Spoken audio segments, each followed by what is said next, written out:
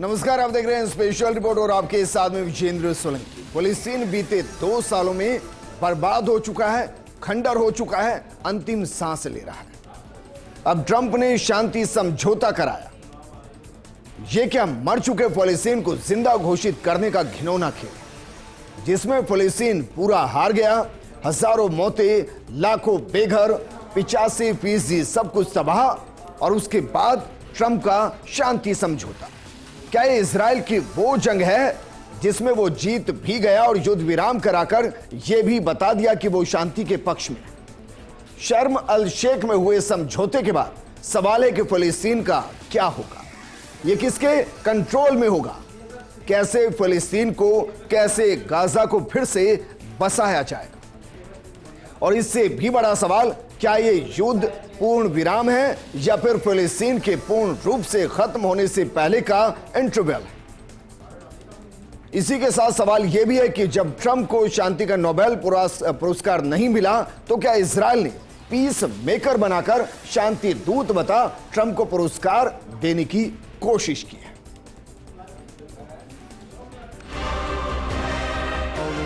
The end of a war. This is the end of the age of terror and death and the beginning of the age of faith.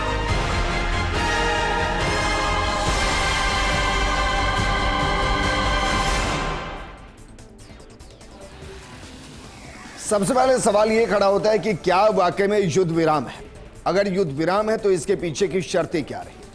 तो शुरुआत उसी के साथ करते हैं, क्योंकि हमास ने 2 समूहों में 20 जीवित बंधकों को अंतर्राष्ट्रीय रेड क्रॉस समिति को सौंपा है।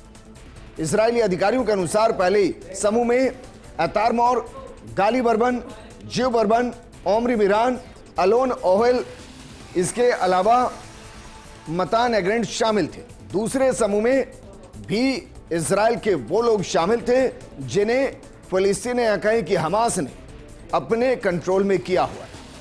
समझौते के अनुसार निर्धारित समय में सभी मृत बंधकों के शव भी सौंपे जाने हैं। एक इजरायली अधिकारी ने बताया कि जो शव नहीं लौटाए जा सकेंगे उनकी तलाश के लिए एक अंतर्राष्ट्रीय टास्क फोर्स काम शुरू करेगी। और शुरू से ही इजराइल यही कह रहा है कि जो हमास ने बंधक बनाए उनको वो लौटा दे, लेकिन हमास ने ऐसा नहीं किया और उसका खामियाजा सिर्फ फिलिस्तीन को नहीं बल्कि कई देशों को भुगतना पड़ा। लेकिन क्या सिर्फ युद्ध नहीं, ये आतंक का वो खेल जिसमें बहुत कुछ हुआ है, इसको लेकर क्या कुछ कहा गया? जरा इसको देखिए कि जो बयान आया वो बयान क्या था और जो ट्रंप ने बयान दिया। आज का दिन अब्राहम, इसहाक और याकूब के ईश्वर को धन्यवाद देने का दिन है। यह सिर्फ युद्ध का नहीं बल्कि आतंक का भी अंत है। इसके साथ ही आशा और उम्मीद की शुरुआत भी है। डोनाल्ड ट्रंप राष्ट्रपति अमेरिका। अब सोचिए, जो अमेरिका खुद ट्रंप के अंदर ट्रंप टावर बनाने का वीडियो शेयर करते हैं, वो आज शांति का संदेश दे रहे हैं। लेकिन क्या वाकई में डोनाल्ड ट्रंप शांति पुरस्कार के लिए किसी भी हद तक जाने को तैयार? क्योंकि वो बार बार एक तरीके से गिड़गिड़ा रहे थे कि नोबेल का शांति पुरस्कार उनको मिलना चाहिए। नोबेल का शांति पुरस्कार उनको नहीं मिला, तो क्या इजराइल से इस जंग में युद्ध विराम के बाद शांति दूत के तौर पर, पीस मेकर के तौर पर वो अपनी छवि को डेंट पेंट करना चाहते हैं? क्योंकि हमास ने सभी 20 बंधक आजाद किए हैं और ये बड़ी बात है, क्योंकि हमास ने सभी 20 इजरायली बंधकों को रिहा कर दिया है। इन्हें 7 और 13 के 2 बैच में छोड़ा गया, जिनके नाम हमने आपको दिखाए। हमास ने इन्हें रेड क्रॉस के जरिए इजरायली सेना के हवाले किया है और हमास के पास अब कोई भी जिंदा इजरायली बंधक नहीं है। बदले में इजराइल ने 154 फलस्तीनी कैदियों को रिहा कर दिया। आंकड़ा सिर्फ इतना भर नहीं, आंकड़ा इससे कहीं ज्यादा है, क्योंकि जो इजराइल के 20 सैनिकों को हमास ने छोड़ा है, उसके बदले में 154 का आंकड़ा तो वो जिन फिलिस्तीनियों को इजराइल ने छोड़ा है, इसके अलावा कुल 2000 के आसपास ऐसे इजराइल के अंदर फिलिस्तीनी हैं जिनको बंधक बनाया गया। कुछ को सरहद के पास से बंधक बनाया गया, तो कुछ महिला और बच्चे भी हैं जिनको बंधक बनाया गया, उनको भी छोड़ा जा रहा है। लेकिन सवाल इन सबके बीच में है कि युद्ध विराम से गाजा को क्या मिलेगा, क्योंकि इजरायली सेना गाजा के कुछ हिस्सों से पीछे हटेगी, यह कहा जा रहा है, जिससे 20 लाख फिलिस्तीनियों को तत्काल राहत मिलेगी। राफा क्रॉसिंग दोनों दिशाओं से इसके बाद खुल जाएगी और इसका मतलब दरअसल यह है कि जो मानवीय सहायता है, जैसे कि खाद्य, चिकित्सा और ईंधन, इसका प्रभाव बढ़ेगा, इसका ट्रांसपोर्टेशन बढ़ेगा और जो अभी निवाले के लिए तरस रहे हैं उनके हाथ में एक बार फिर से भोजन होगा। वहीं युद्ध समाप्ति के तुरंत बाद सहायता बहाल की जाएगी। इन सब के इतर ट्रंप इकोनॉमिक डेवलपमेंट प्लान के तहत गाजा का पुनर्निर्माण किया जाएगा, जिसमें अरब देशों, जिनमें कतर भी शामिल है, और अंतर्राष्ट्रीय साझेदारों से वित्तीय सहायता ली जाएगी। फिलिस्तीनी स्वेच्छा से बाहर जाना चाहे या फिर वापस फिलिस्तीन के अंदर लौटना चाहे, वो ऐसा कर सकेंगे। अभी तक ऐसा नहीं था, लेकिन सवाल यह भी है कि क्या वाकई में ट्रंप को ट्रस्ट किया जा सकता है, क्योंकि ट्रंप ने फिलिस्तीन को लेकर कई बार ऐसे बयान दिए जिन पर वो बाद में पलट गए। सवाल यह भी है कि जब 140 से ज्यादा देश यूएनएससी के अंदर फिलिस्तीन को एक अलग राष्ट्र की मान्यता दे रहे थे, उस दौरान भी इजराइल और अमेरिका इसके पक्ष में नहीं थे। तो क्या वाकई में फिलिस्तीन एक बार फिर से स्वतंत्र देश होगा? क्या फिलिस्तीनी जो इस वक्त खाड़ी देशों के अंदर बसे हुए हैं विस्थापित के तौर पर, क्या वो वापस अपने घर लौट सकते हैं? हालांकि घर है नहीं, क्योंकि 85% के आसपास गाजा और फिलिस्तीन की इमारतें बर्बाद हो चुकी हैं। लेकिन फिर भी एक बार के लिए मान लिया जाए कि युद्ध विराम शांति की दिशा में बढ़ता हुआ कदम है, तो इस दिशा में बढ़ते हुए कदम में सत्ता किसके हाथों में होगी, यह अपने आप में एक गंभीर सवाल है। क्या वाकई में हमास वापस वहां फिलिस्तीन को कंट्रोल करेगा? क्योंकि अगर ऐसा हुआ तो ये युद्ध विराम नहीं, बल्कि युद्ध से पहले का वो अल्प विराम जिसमें इजराइल और तेजी से फिलिस्तीन पर अटैक कर सकता है और बचे कुचे फिलिस्तीन को भी खत्म कर सकता है। तो फिर जो ये शांति समझौता हुआ है, जो युद्ध विराम की शर्तें हैं, उसमें सत्ता किसके हाथों में होगी और वो कैसे कंट्रोल होगी, जरा इसको भी समझिए। प्रबंधन फिलिस्तीनी तकनीकी विशेषज्ञों की एक अस्थायी समिति द्वारा ऐसा किया जाए, जो सार्वजनिक सेवाएं जैसे कि वहां बिजली, पानी, स्वास्थ्य, शिक्षा, इन सबको सुनिश्चित करेगी। कमाल की बात यह है कि यह समिति बोर्ड ऑफ पीस के अधीन होगी और इसकी अध्यक्षता ट्रंप खुद करेंगे। इसमें पूर्व ब्रिटिश पीएम टोनी ब्लेयर जैसे विशेषज्ञ भी शामिल होंगे।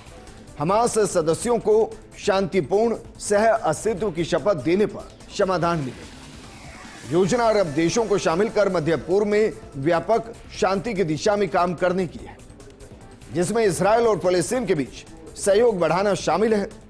फिलिस्तीनी प्राधिकरण, जिसे पीए कहते हैं, फिलिस्तीनी अथॉरिटी, उसने योजना को न्यायपूर्ण शांति के लिए समर्थन दिया है, लेकिन 2 राज्य समाधान की मांग बरकरार है, जिसको इजराइल नहीं मानता, क्योंकि इजराइल फिलिस्तीन के अस्तित्व को स्वीकार नहीं करता। ऐसे में क्या वाकई में वो इस युद्ध विराम के साथ इजराइल फिलिस्तीन की एग्जिस्टेंस को स्वीकार करेगा? सवाल इससे भी अलग है। जिस तरीके से इजराइल ने सीरिया के एक हिस्से को कंट्रोल किया हुआ है, क्या इस युद्ध विराम के बाद जिस हिस्से के अंदर फिलहाल इजराइल की सेना कंट्रोल कर रही है, क्या वो हिस्सा इजराइल ही रूल करेगा?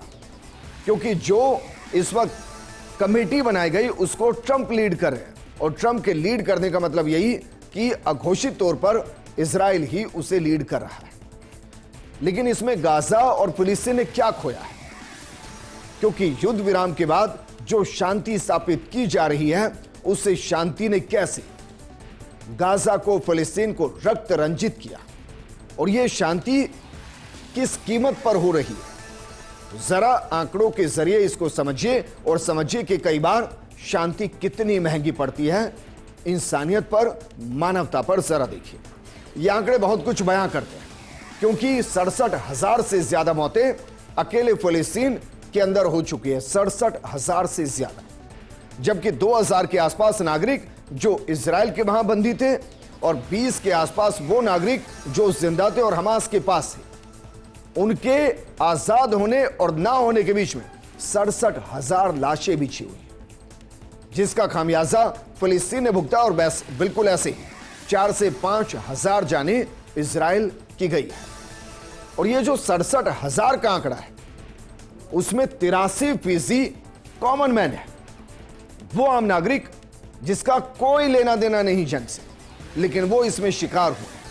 लगभग 50,000 के आसपास कॉमन सिविलियंस ने इस जंग की कीमत चुकाई है, या कहें कि वो शांति के कबूतर को उड़ते देख ही नहीं पाए, उससे पहले वो दुनिया से चले गए। जो घायल हुए हैं वो 1,70,000 हैं जो घायल हुए हैं, और बच्चे उनमें 20,000 हैं। वो बच्चे जिन्होंने ना जंग की परिभाषा को समझा, वो बच्चे जिन्हें ये नहीं पता कि हमास और इजराइल के बीच की जंग क्या है, जिन्हें ये नहीं पता कि आतंकवाद क्या है, वो 20,000 बच्चे भी इस जंग में शिकार हो गए शांति के प्रस्ताव को टेबल पर आने से पहले। और देखिए जरा और सोचिए जरा, औसतन बच्चों की जो मौत, वो 540 बच्चे हर माह इस जंग का शिकार हो रहे थे। 22 लाख ऐसे लोग जो भुखमरी का शिकार हो गए, जिनको खाने को निवाला नहीं और जो दाने दाने को तरसे, वो 22 लाख लोग थे जिन्होंने इस जंग की कीमत चुकाई।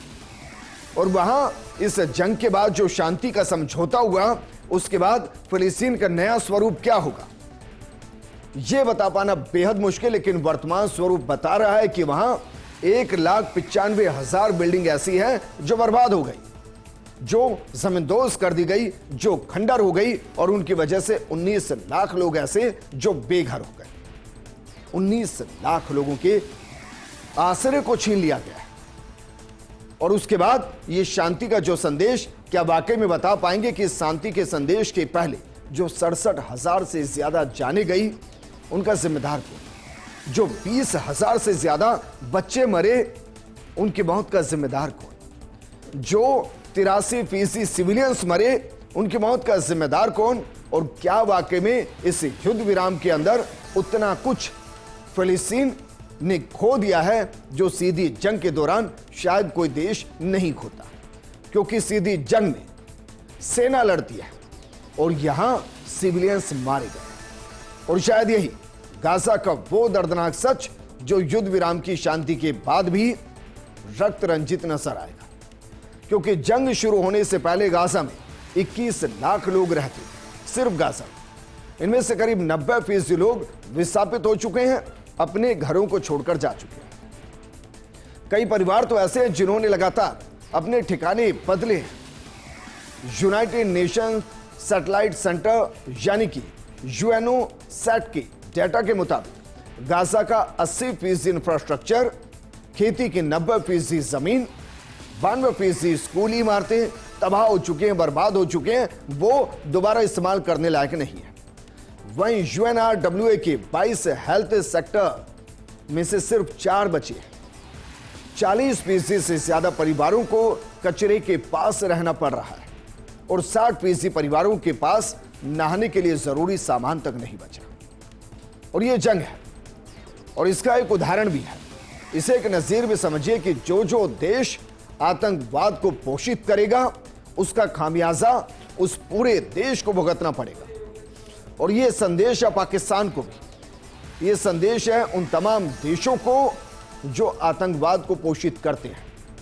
क्योंकि जो आतंकवाद को पोषित करते हैं, अंत में उस देश को ही उसका खामियाजा भुगतना पड़ रहा है। और गाजा और फिलिस्तीन इसका उदाहरण है, दुनिया के सामने उदाहरण है। गलती उन फिलिस्तीन की मासूम बच्चों की नहीं थी, लेकिन हां, यह गलती थी कि वो फिलिस्तीनी थे। वो फिलिस्तीनी जहां हमास का अड्डा था, जिन्होंने इजराइल पर अटैक किया था, जो आतंक को पोषित कर रहे थे। और यही वजह है कि 2 सालों में गाजा की 98% खेती की जमीन बंजर हो गई। अब सिर्फ 232 हेक्टेयर जमीन ही उपजाऊ बची है। यहां फिर से खेती शुरू करने से 25 साल लगेंगे। जंग की वजह से गाजा के 23 लाख लोगों में से 90% बेघर हो चुके हैं। ये बिना पानी, बिना बिजली के तंबू में रह रहे हैं। आधे से ज्यादा गाजावासी भुखमरी झेल रहे हैं। गाजा का 80% इलाका मिलिट्री जोन बन चुका है। यूएन की रिपोर्ट के मुताबिक गाजा में जमा 510 लाख टन मलबा और अगर इसको हटाने पे आए तो 10 साल लगेंगे और 1.2 ट्रिलियन डॉलर लग सकते हैं। 80% से ज्यादा इमारतें तबाह हो चुकी हैं, जिससे 4.5 ट्रिलियन डॉलर का नुकसान हो चुका है। यानी फिलिस्तीन के हाथ में कुछ नहीं बचा है। और ये जो युद्ध विराम के बाद का शांति समझौता है, क्या इसमें 6 ट्रिलियन डॉलर फिलिस्तीन में वापस इन्वेस्ट किए जाएंगे? क्या वाकई में फिलिस्तीन के अंदर उतना डेवलपमेंट होगा जो पहले था, या फिर फिलिस्तीन लगभग बर्बाद हो चुका है? इसको समझने के लिए एक और चीज को समझिए। क्या वाकई में फिलिस्तीन और इजराइल की जंग ये दो देशों के बीच की जंग रही, या जिस देश ने आतंकवाद को पोषित किया, हमास को समर्थन दिया, वो सब इजराइल के निशाने पर आ गए? जरा देखिए, इस जंग के अंदर कुछ देश ऐसे भी हैं जो इसका खामियाजा भुगतते नजर आए, जिनमें लेबनान है, यमन है, सीरिया है, ईरान है, इसके अलावा ट्यूनीशिया है और अंत में कतर है। ये 6 देश हैं जो इस पूरी जंग के दौरान इजराइल के निशाने पर रहे हैं। और इनको क्या क्या खामियाजा भुगतना पड़ा, जरा इसको भी समझिए। और सबसे पहले बात करते हैं लेबनान की। हमास के सपोर्ट में हिजबुल्लाह इजराइल की उत्तरी सीमा पर हमले कर रहा था। 18 सितंबर 2024 को अचानक हिजबुल्लाह नेताओं पर पेजर और वॉकी टॉकी ब्लास्ट हुए। इजराइल ने लेबनान पर 4 दिनों में 900 से ज्यादा मिसाइलें दागी। हमलों में हिजबुल्लाह लीडर हसन नसरुल्लाह की मौत हो गई थी। वैसे ही खामियाजा यमन को भी भुगतना पड़ा। हूती विद्रोहियों ने गाजा के समर्थन में इजराइल पर हमले शुरू किए थे। मई 2025 तक ये करीब 250 हमले कर चुके हैं। 10 सितंबर को इजराइल ने यमन की राजधानी सना अल जौफ प्रांत में मिलिट्री कैंप्स, सरकारी दफ्तर और इसके अलावा फ्यूल स्टोरेज पर बम गिराए और 20 से ज्यादा हूती इसमें मारे गए। बिल्कुल इसी तरीके से ईरान पर भी अटैक किया इजराइल ने। 13 जून 2025 को इजराइल ने ईरान पर 200 से ज्यादा फाइटर जेट से हमला कर ऑपरेशन राइजिंग लॉयन लॉन्च किया। इजराइल ने ईरान के कई परमाणु वैज्ञानिक मार दिए। 24 जून को सीज फायर हुआ और इस दौरान 12 दिनों में ईरान में 627 और इजराइल में 28 लोगों की जान गई। सीरिया को भी इसका खामियाजा भुगतना पड़ा। सीरिया में 8 सितंबर की देर रात हवाई हमला हुआ, 12 लोग मारे गए। सीरिया ईरान की वायुसेना IRGC को हथियार सप्लाई कर रहा था, जो हिजबुल्लाह और हमास को मजबूत करता है, और इसलिए इजराइल के अटैक पर सीरिया भी निशाने पर आ गया। कतर भी उन देशों में से एक था। 9 सितंबर 2025 को कतर की राजधानी दोहा पर स्ट्राइक की गई। फाइटर जेट से 10 से ज्यादा मिसाइलें दागी गई। इजराइल ने कहा कि खलील अल हया जैसे हमास के टॉप लीडर्स कतर में छिपे थे और गाजा सीजफायर नेगोशिएशन कर रहे थे, और इसलिए उनको कतर के अंदर ही घुसकर मार दिया गया। और यही ट्यूनीशिया के साथ भी हुआ। 8 सितंबर को ट्यूनीशिया के पोर्ट पर एक फैमिली बोट पर ड्रोन हमला किया गया और इस जहाज में 6 लोग सवार थे, जो पुर्तगाली झंडा लगाकर सफर कर रहे थे। 9 सितंबर को दूसरा हमला हुआ और यह बोट गाजा पहुंचकर खाना, दवाई और जरूरी सामान पहुंचाने वाली थी, लेकिन इजराइल ने कहा कि यह हमास को हथियार और सपोर्ट पहुंचा सकती थी, इसलिए उसको भी अटैक किया गया। अब सोचिए जरा, 6 देशों पर इजराइल ने इसलिए अटैक किया क्योंकि वो आतंकवादी हमास का समर्थन कर रहे थे। तो जो जंग अक्सर आपको सिर्फ फिलिस्तीन वर्सेस इजराइल नजर आई, ऐसा नहीं था। वही जंग इजराइल वर्सेस लेबनान थी, वही जंग इजराइल वर्सेस कतर थी, वही जंग इजराइल वर्सेस ट्यूनीशिया थी, यमन थी, ईरान थी। और इसीलिए ये जो युद्ध विराम है, क्या वाकई में वो इन 7 देशों के अंदर आतंकवाद के सफाये के साथ का पूर्ण विराम है, या फिर एक इंटरवल है जिसमें अमेरिका और इजराइल ये तय कर रहे हैं कि अगर यहां से फिर आतंकवाद की आवाज उठी तो फिर और ज्यादा मजबूत तरीके से उस आवाज को दबाने के लिए जंग का ऐलान किया जाएगा। लेकिन इन सबके बीच में एक चीज बेहद इंटरेस्टिंग ये कि नोबेल चाह रहे थे और नेतन्याहू के अवार्ड को लेते हुए ट्रंप कह रहे हैं कि नो प्रॉब्लम, इट्स ओके, नोबेल नहीं तो कुछ और सही। और इसीलिए एक तस्वीर आपको दिखा रहे हैं, देखिए सर, यह तस्वीर इंटरेस्टिंग है क्योंकि ट्रंप शुरू से ही नोबेल कर रहे थे। यूएनजीए की बैठक के अंदर भी ट्रंप ने कहा कि उन्हें नोबेल मिलना चाहिए।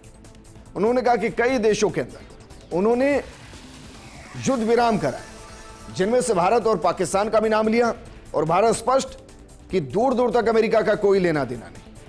ऐसे ही बाकी देश जिनका उन्होंने जिक्र किया, उन्होंने भी कहा कि ट्रंप का कोई लेना देना नहीं है और नोबेल उनको नहीं मिला।